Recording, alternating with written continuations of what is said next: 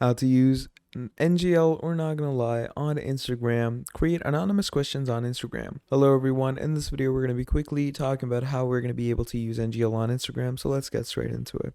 Now to start things off, what you're going to do is you're going to come over to the NGL section and you're going to go over to the NGL app, okay? And how does the NGL work? So you're going to navigate to the play tab and then tap of the button that says copy link. So you're going to make sure to download the NGL app in your phone. And once you have the NGL app in your phone, go to the play tab, go to copy link, tap on the share button, which will redirect you to Instagram. Now tap on the sticker section that is going to be a widget on your story. Click on link and paste the link of the NGL tab into your field. And that is how you are going to be using these NGL questions onto your story and having a lot of fun. So yeah, that's pretty much about it. Download the NGL app, use the link, upload it on your story or maybe your bio, and you're good to go. So thank you for watching, and I'll see all of you next time. Goodbye.